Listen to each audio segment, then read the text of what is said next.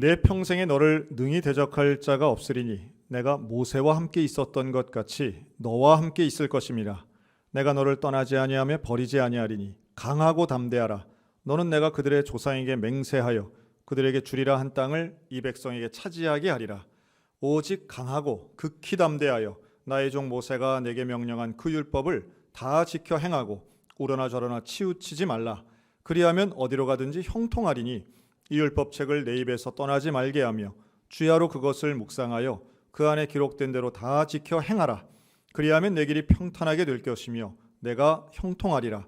내가 내게 명령한 것이 아니냐. 강하고 담대하라. 두려워하지 말며 놀라지 말라. 내가 어디로 가든지 내 하나님 여호와가 너와 함께 하느니라 하시니라. 네, 오늘은 이제 여호수아 말씀을 본문으로 강하고 담대하라라는 제목을 가지고 말씀을 나누려고 합니다.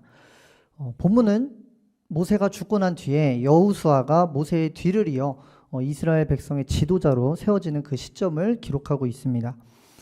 먼저 있었던 그 모세는 압도적인 카리스마로 이스라엘 백성을 광야로 인도해낸 인물이었습니다. 광야로 인도하면서 여러 가지 기적을 나타내기도 했고요. 먹이고 입히고 먹이고 또 인도했던 인물이 바로 이 모세라는 인물인데요.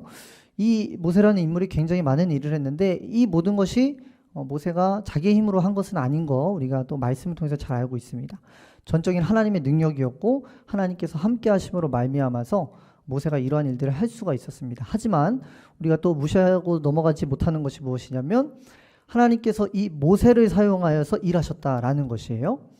모세를 통하여서 하나님께서 기적을 나타내셨고 모세를 통하여서 백성들을 먹이시고 또 입히시고 인도하셨다라는 것입니다.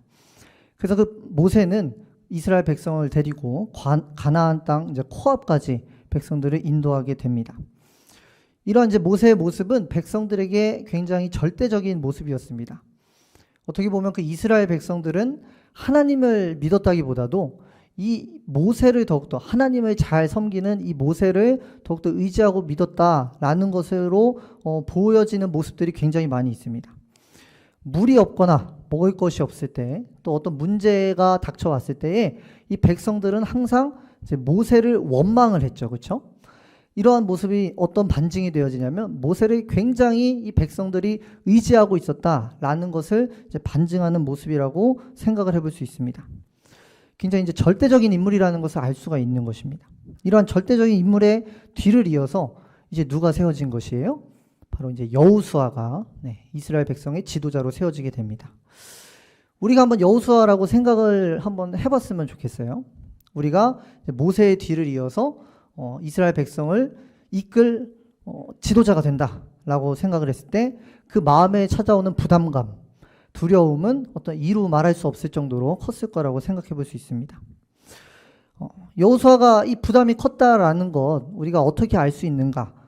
오늘 말씀을 보면 여호수아 1장 5절에서 9절 말씀을 보면 하나님께서 여호수아에게 3번씩이나 강하고 담대하라 라고 하시는 그 말씀을 통하여서 얼마나 이 여호수아가 두려움을 가졌었을지 우리가 이제 생각을 해볼 수 있다라는 것이죠. 뭐 이게 성경에 여호수아가 두려움을 가지고 있었다라는 표현이 있지는 않지만 하나님께서 거듭거듭 격려하시고 힘을 주시는 그 말씀을 하시는 것을 보았을 때 굉장히 두려웠을 것이다 라는 것입니다. 우리의 삶 속에서도 이러한 이유 있는 두려움들이 굉장히 많이 찾아오게 됩니다. 이유 있는 두려움이라는 건 모든 두려움이 이유가 있을 거라고 생각이 되지만 무엇보다도 확연히 누군가가 내 앞에 있던 사람들이 잘 하거나 그래서 나에게 큰 일이 맡겨졌을 때 우리에게 이제 두려움이 찾아오게 됩니다. 그럴 때마다 하나님은 우리를 바라보시며 강하고 담대하라 라고 말씀해 주시고 격려해 주신다는 사실을 믿으시는 저와 여러분 되시길 주님의 이름으로 축복합니다. 그런데 말입니다. 하나님이 하시는 이 격려, 강하고 담대하라 라는 이 말을 보았을 때에 좀 의문이 드는 부분들도 있습니다. 자, 강하라 라는 말에 대한 것이에요. 우리가 이제 강하고 담대하라 라고 하는 말을 이제 두 개로 쪼개보면 강하라 라는 이제 말과 담대하라 라는 말로 볼 수가 있을 것 같아요. 우리가 담대하라 라는 말은 어느 정도 우리가 하는 것에 있어서 어떤 납득이 가는 말입니다. 우리가 담대하지 않는다고 하더라도 어떤 행동을 통해서 담대한 척이라도 할 수 있잖아요. 그렇죠? 우리가 담대하라고 했을 때에 조금 더 용기를 가지고 우리가 행할 수 있는 것이 이 담대하라라는 말이 될 수는 있는데, 강해라라고 할 때에 이 말은 우리가 어떤 걸 하고 안 하고의 문제가 아니라는 것을 알게 됩니다. 강해라라고 했을 때에 강할 수 있는가? 라는 물음을 가진다고 한다면 그것은 할 수 있는 일이 아니다라는 것이죠. 네. 강하라고 할 때에 강해지는 것은 정말로 되어지는 것이지 하는 것이 아니기 때문에 이것은 우리에게 굉장한 의문을 갖게 합니다. 연약한 사람에게 강하라고 했을 때 강할 수가 있는 것인가 생각해보면 그럴 수 없다는 것을 우리가 알게 됩니다. 된다고 하더라도 시간과 노력이 필요한 것이 이 강해지는 이제 과정의 시간들이 있습니다. 당장에 되라고 해서 되는 것이 아닙니다. 이 말 자체가 약간 모순이 있는 것이에요. 우리가 이 부분을 영어 성경에서 보면 be strong이라고 되어 있는데 강해져야 돼라고 우리가 이제 해석을 해볼 수가 있습니다. 하지만 강해지라고 해도 쉽지 않은 것은 마찬가지입니다. 차라리 최선을 다해라, 노력을 해라 라고 하면은 강해지도록 노력을 해봐라 라는 무슨 말씀으로 하나님께서 말씀을 하셨다고 한다면 정말 내가 가지고 있는 능력 안에서 어떻게든 한계치를 끌어올려서 강함이라는 것을 얻어보려고 노력은 해볼 수는 있겠지만 열심히 한다고 해서 강함을 말할 수 있는가라고 한다고 하다 보면 강함이 되기에는 조금 부족한 면이 분명히 있다라는 것이에요. 예를 들어서 어린아이와 어른이 팔씨름을 한다고 한번 생각을 해보는 겁니다.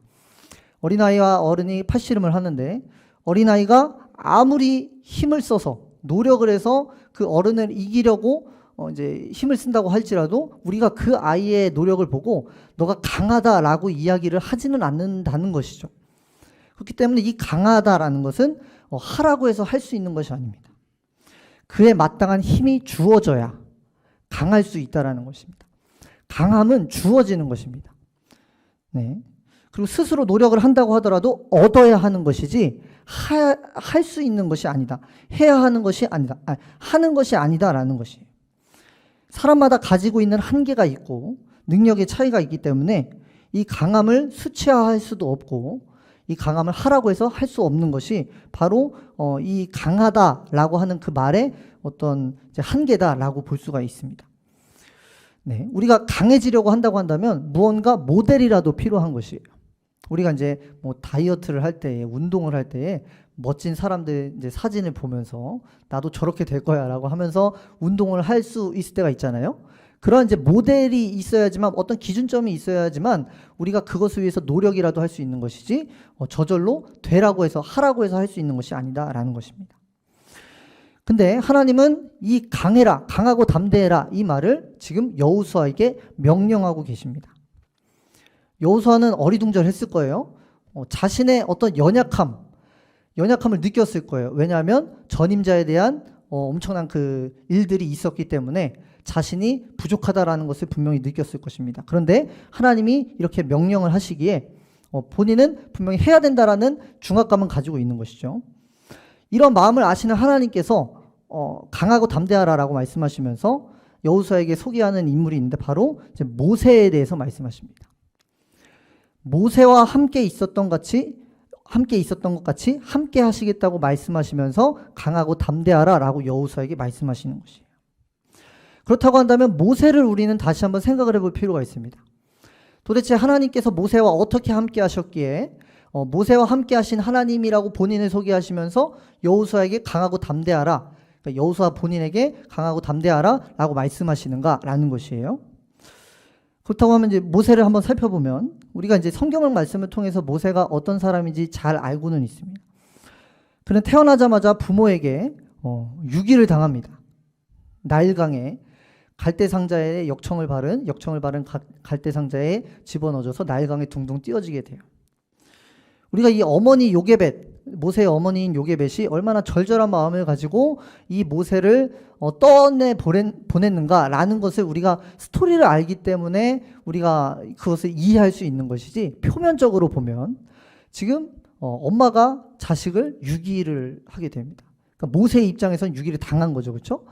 둥둥 떠다닙니다. 그러다가 건짐을 당하는데 이제 누구에게 건짐을 당합니까? 이제 동족의 원수인 애굽의 바로의 왕의 딸에게 건짐을 당합니다. 그래서 유년기를 그리고 이제 40대 장성할 때까지 그는 왕궁에서 지내는데요. 그 애굽의 왕궁에서 지내게 돼요.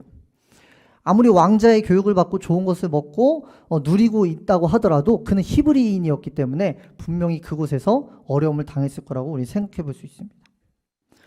또 그가 40세 때 자기의 동족을 괴롭히는 애굽인을 죽여서 동족을 도와주기까지도 하지만 그는 동족의 고발로 인하여서 애굽에서 쫓겨나게 됩니다. 그래서 광야로 들어가는데요. 광야에서 40년을 지냅니다. 40년의 시간이 결코 짧은 시간이 아니죠. 그래서 80세까지 광야에서 살면서 그는 아마 생각했을 거예요. 나는 광야에서 살다가 죽겠구나. 하지만 그 모세에게 하나님께서 부르심이 있었고 하나님의 부르심이 있었고 그는 80세 때에 애굽으로 다시 돌아가게 됩니다. 어떻게 보면 죽기보다도 싫었을 거예요. 도망 나온 애굽이었기 때문에 아무리 도망 나와서 40년이 지났다고 하더라도 그곳에 나의 원수가 나를 기다리고 있지 않을까 하는 두려움이 있었을 수도 있습니다. 그렇지만 들어가게 되죠. 하나님의 능력으로 인하여서 많은 기적을 행합니다. 물이 피로 변하는, 파리떼가 몰려오고 개구리떼가 올라오는 정말 하나님의 놀라운 능력을 통하여서 그 애굽 땅에 기적을 행하지만 모세는 그런 기적을 행할 때마다 바로에게 생명의 위협을 받게 됩니다. 우여곡절 끝에 백성들을 데리고 출애굽을 합니다. 출애굽을 하는데 바로 앞에 막는 것이 뭐예요? 홍해가 막고 있습니다. 기적으로 갈랐습니다. 가고 얼마 되지 않아서 사흘 길을 걸어갈 때에 물이 부족하여서 백성들이 모세를 원망하고 돌로 쳐 죽이려고 하기까지도 합니다. 그리고 밥이 없다고 징징대는 백성들. 그 백성들을 데리고 광야 40년을 지납니다. 그리고 하나님께서 약속하신 가나안 땅 앞까지 도달하게 되는데 결국 모세는 가나안 땅에 들어가지 못하게 됩니다. 여기까지만 들어보면은 도대체 모세에게는 어떤 강함이 있었는가 우리는 생각해 볼 수 있게 되겠죠. 그 시간에 버텼기 때문에 모세를 그냥 강하다고 이야기하기에도 분명한 무리가 있습니다. 여러 가지 기적과 같은 일들을 조금만 걷어내 보면은 모세의 삶 속에서 강함은 찾아볼 수가 없습니다. 하지만 여호수아에게 하나님은 여호수아에게 강함과 담대함을 명령하시며 여전히 누구를 말씀하고 있다는 거예요? 모세를 말씀하고 있다는 것이에요. 모세와 함께했던 내가 너와 함께하겠다. 그렇다고 한다면 모세에게 강함이 무엇이었을까? 우리는 생각해 볼 수 있다는 것이죠. 그의 강함은 무엇이었습니까? 바로 하나님 그분이 모세의 강함된 줄 믿으시길 바랍니다. 하나님께서 그 모세에게 온전한 강함이 되어주신 것이에요. 그의 연약한 삶을 통하여서 강함 되신 하나님께서 역사하셔서 그의 삶을 누구의 삶보다도 강한 삶으로 인도하셨다라는 것입니다. 강함이 주어지게 된 것입니다. 그래서 그는 태어나서 죽기까지 굉장히 많은 시련과 고난이 있었지만 결국 능력 되신 하나님으로 인하여서 그의 삶은 완성될 수 있었다라는 것을 오늘 우리 말씀을 통해서 읽고 또 우리가 그의 삶을 우리가 이제 묵상하면서 하나님 앞에 영광을 올려드리는 것입니다. 그런데 모세가 이러한 삶을 살아갔을 때에 그의 강함이 되신 그 하나님이 계속해서 함께할 수 있었던 이유가 무엇일까? 라는 것을 우리는 또 생각을 해봐야 되는 것이에요. 모세의 강함은 하나님이셨는데 그 강함이 모세에게 계속해서 있을 수 있었던 이유. 그것은 이제 오늘 7절, 8절 말씀에서 좀 우리가 한번 찾아볼 수가 있겠는데요. 제가 한번 읽어드리도록 하겠습니다. 오직 강하고 극히 담대하여 나의 종 모세가 내게 명령한 그 율법을 다 지켜 행하고 우로나 저로나 치우치지 말라. 그리하면 어디로 가든지 형통하리니 이 율법책을 내 입에서 떠나지 말게 하며 주야로 그것을 묵상하여 그 안에 기록된 대로 다 지켜 행하라. 그리하면 내 길이 평탄하게 될 것이며 내가 형통하리라. 네. 자, 율법을 다 지켜 행했고 우로나 좌로나 치우치지 않으라고 명령을 하신 거예요. 근데 이 명령을 하시는 이유가 뭐예요? 모세가 이렇게 했다라는 것입니다. 모세와 함께 했던 하나님, 모세와 함께 할 수 있었던 그 하나님은 어떻게 할 수 있으셨다는 거예요? 모세가 이런 것들을 지켰기 때문에 하나님은 그의 강함이 되어주셨고 그를 같이 인도를 하셨다라는 것입니다. 오늘 말씀에 우로나 좌로나라는 말이 나옵니다. 이것이 어떤 단순한 방향을 뜻하는 것일 수도 있는데 무엇보다 의미적으로 우리가 보면 마음의 중심을 잡아야 된다라는 것이에요. 어떤 것에 치우치지 않는 하나님을 향한 마음을 분명히 붙잡아야 된다. 이 구절에 이제 당시 배경을 조금 더 이제 살펴서 보게 된다고 한다면 당시에는 이제 이스라엘 백성들이 광야로 나왔을 때 당시에 그들의 왼쪽 나온 곳은 무엇이 있어요? 애굽 땅이 있었습니다. 애굽 땅. 그리고 그들의 오른편에 무엇이 있습니까? 메소포타미아 문명을 가진 그 바벨론 문명이 굉장히 왕성하게 펼쳐져 있었던 것이 그 이스라엘이 출애굽했던 당시의 상황인 것입니다. 그들이 살았던 애굽을 한번 상상을 해보는 것입니다. 나일강이 흘렀고요. 굉장히 많은 이제 음식들이 있었습니다. 때때로 이스라엘 백성들이 광야에 나와서 하는 투정 중에 하나가 애굽에 있었더라면 좋았을 것을 왜 우리를 무덤이 부족해서 우리 장지가 부족해서 이 광야까지 끌어내서 우리를 죽이려고 하냐라고 이제 모세에게 항상 원망하던 레파토리 중에 하나가 그 애굽 땅을 추억하며 하던 이제 원망이 있었습니다. 애굽 땅에서 그렇게 뭐 풍족하게 먹지는 못했겠지만 애굽 땅이라는 자체가 곡식과 여러 가지 이제 물자들이 풍부한 나라였다라는 것이에요. 그리고 단일 국가로서 굉장한 문명을 이루고 있었습니다. 외세의 침략도 거의 없었습니다. 네. 그렇기 때문에 찬란한 문명을 가지고 있었고 많이 발달한 나라가 바로 이 애굽이라는 나라라는 것이죠. 자, 근데 이 좌에는 그런 것이 있어요. 그리고 우에는 메소포타미아 문명, 바벨론 문명. 이 문명은 굉장히 개방적인 문명입니다. 어떤 땅에 뭐 경계가 있거나 뭐 이렇지가 않고 굉장히 넓게 퍼져 있는데 어떤 여러 가지의 문화들이 그곳에서 이제 조합이 되고 무엇이든 받아들이고 무엇이든 이제 전하게 되는 나라가 바로 이 이제 바벨론이라는 나라, 그 문명의 어떤 배경이었습니다. 그렇기 때문에 이 이스라엘 백성들, 애굽에서 오랜 시간 갇혀 있다가 나와 있는 이스라엘 백성들에게 이러한 문명들은 무엇으로 다가올 수 있어요? 크나큰 유혹과 굉장한 호기심으로 다가올 수 있다는 것입니다. 우리가 이제 이방신들을 섬기는 그 모습들을 성경에서 보면은 굉장히 사람에게 자극적이고, 네, 사람의 눈에, 사람의 마음에, 그 감각에 굉장히 이제 매혹적인 모습들이 많이 나타나는 모습을 볼 수 있습니다. 그래서 이스라엘 백성들이 결국에 하나님을 저버리고 우상들에게 넘어가기도 하죠.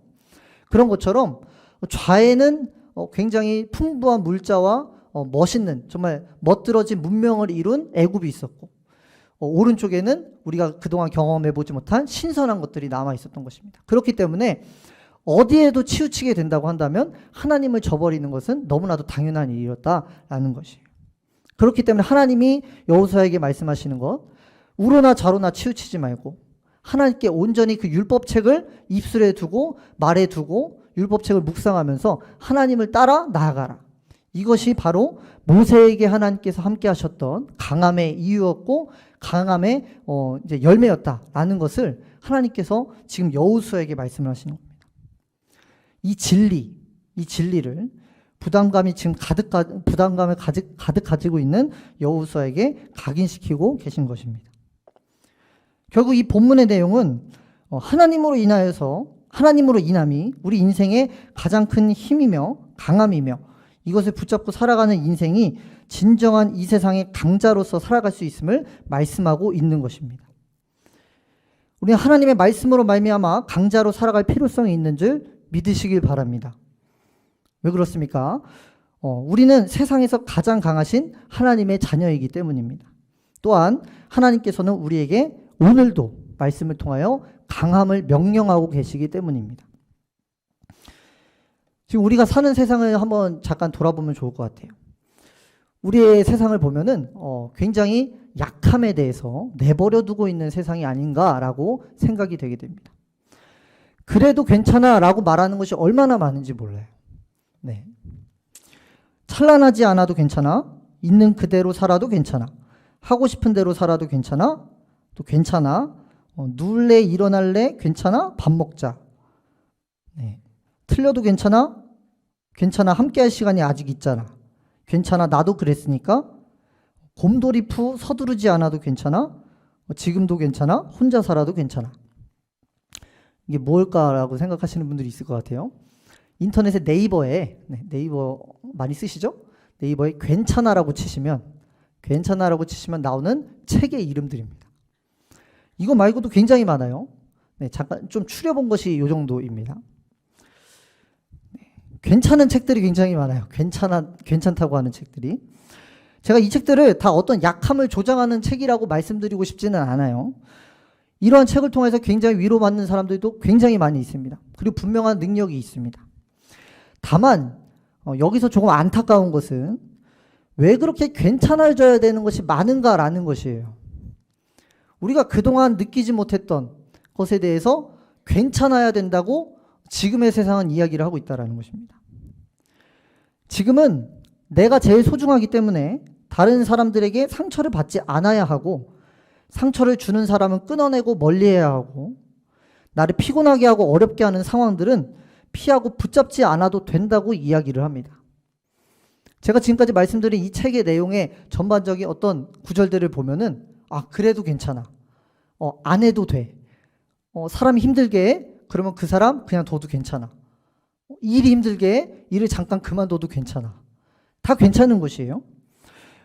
어떤 의도와 의미는 상관없이 어떤 나의 기분을 망치거나 하면은 악한 일이 되어버리고, 내 기준을 벗어나게 되면 무의미하고 가치 없는 일이 되어버리는 시대를 우리가 지금 살아가고 있다는 것입니다. 우리가 이러한 것들이 우리 가운데 가득한데, 이러한 것들이 어떻게 하냐면 우리의 영혼을 나약함과 예민함과 불합리함에 빠져버리게 하며 굉장히 자기연민과 무기력에 빠뜨려 버린다는 것을 우리는 분명히 깨달아 알고 분별해야 될 필요가 있습니다. 괜찮다고 하는 것이 우리에게만 그치는 것이에요. 위로가 나에게만 그칩니다. 네. 관계는 서로가 만나서 그곳에서 이루어져야 하는 것인데, 그 안에서의 문제가 나타났다고 한다면 그 관계 속에서 해결할 수 있는 방법을 제시할 수가 있어야 되는데, 관계를 끊어냄으로써, 하지 않는 것이 괜찮다고 이야기함으로써 우리를 지금 위로하며 우리를 연약하게 만들고 있다라는 것이에요. 괜찮아, 그럴 수 있어를 남발하는 이 시대는 정작 알게 모르게 나는 그럴 수 있지만 너는 안 돼 라고 하는 사회적인 분위기를 조장하고 있다라는 것입니다. 위로가 나에게서 그치기 때문이에요. 위로가 나에게서 그치기 때문에 어떠한 발전 가능성을 열어두지 않습니다. 그저 괜찮기 때문에 더 이상의 것을 하지 않아도 되기 때문에 우리는 나만 생각하게 되고 자기 위주로 자신의 연약함을 그저 유지하는 것, 자신의 연약함을 다른 사람들이 알아주지 않아도 되고 그저 나 혼자 이것을 가지고 살아가는 것이 맞다고만 이야기하는 것이 요즘의 세상의 모습입니다. 물론 앞서서 우리의 영혼을 이렇게 피폐하게 만드는 세상이 있었기 때문에, 시대가 존재했기 때문에 지금의 이런 상황이 벌어진 것도 맞는 일이에요. 정말로 많은 사람들이 지쳐 있습니다. 위로를 받지 못하고 어떤 마음의 시원함을 갖지 못하고 살아가고 있습니다. 하지만 그렇다고 해서 지금 내놓는 이 해결책이 결코 우리들의 삶을 살아가면서 맞닥뜨리는 그 문제 앞에서 해결책을 주지 못하고 있다는 것입니다. 우리가 응당 사람이라면 살아가면서 겪는 여러 가지 어려움들이 있습니다. 그 어려움들을 겪을 때에 우리가 이것을 분명히 이겨나가야 될 힘이 우리에게 필요한데, 지금의 세대는 무엇이라고 하는 거예요? 그걸 이겨나가지 않아도 돼. 굳이 안 해도 돼. 괜찮아. 라고 이야기를 하고 있다는 것입니다. 우리는 분명 하나님의 강함을 믿고 의지해야 될 줄 믿습니다. 하나님이 계신 곳에는 어둠이 있을 수가 없는 것이에요. 우리가 인생을 살아갈 때 때때로 어려운 순간은 다가옵니다. 하지만 결국 우리의 영혼을 구원하시는 하나님은 우리에게 빛 되신 하나님이시라는 것 결코 잊어서는 안 됩니다. 이것을 잊지 않는 것이 그리스도인의 삶이고, 이것을 잊지 않을 때에 하늘 평안을 가지고 우리가 온전한 위로를 받을 수가 있다는 것이에요. 우리가 온전한 위로가 되어질 때에 다른 사람들과의 관계에 나쁜 것들이 우리에게 더 이상 아픔으로 다가오지 않고, 우리가 그것에 무너지지 않고, 그것으로 인하여서 우리의 일을 포기하지 않고, 그것으로 인하여서 우리의 인생을 포기하는 일이 없게 된다라는 것이에요. 우리가 빛 대신 하나님 안에 거해서 그 하나님의 강함을 지녀야지만 우리가 그것을 이겨나감으로 우리가 진정한 평화를 누릴 수가 있다는 것입니다.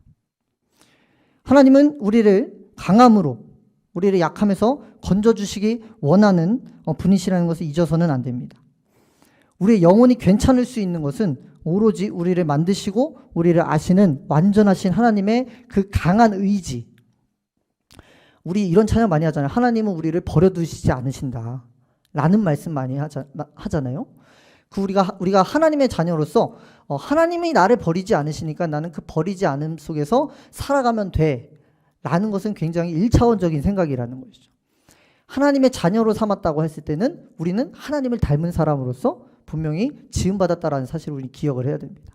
우리가 있는 자리에서 하나님의 그 위로하심을 분명히 전할 수 있는 강함이 필요하다라는 것이죠. 강하게 사랑하시길 주님의 이름으로 축복합니다. 하나님의 그 강함으로 강하게 겸손하시길 주님의 이름으로 축복합니다. 우리가 사랑을 지녔을 때에, 우리가 사랑을 포기할 때에는 우리가 미움이 되게 되고요. 우리가 겸손을 포기할 때는 우리가 교만과 오만이 그 자리를 자리 잡게 됩니다. 우리가 포기하지 않고 하나님의 강함을 찾을 때에 우리의 삶이 온전한 삶을 살아갈 수가 있는 것입니다. 우리의 약함을 도우시며 우리와 함께 하시는 하나님의 그 강함을 의지하는 저와 여러분 되시기 주님의 이름으로 축복합니다. 하나님의 말씀을 의지할 때 그 말씀을 우리의 모든 삶에 대입하며 우리의 모든 삶의 영역에 대입하며 나아갈 때 하나님은 우리에게 힘이 되어주시는 줄 믿습니다. 모세와 함께 하셨던 하나님, 여호수아에게 강하고 담대하라 라고 말씀하시며 함께 하겠다고 약속하시는 그 하나님이 오늘 모인 우리 모두에게도 동일하게 말씀하시는 줄 믿습니다. 이 하나님을 믿고 의지하며 세상을 이기신 예수 그리스도를 따라 강하고 담대하게 나에게 주어진 삶을 살아가시는 저와 여러분 되시길 주님의 이름으로 축복합니다.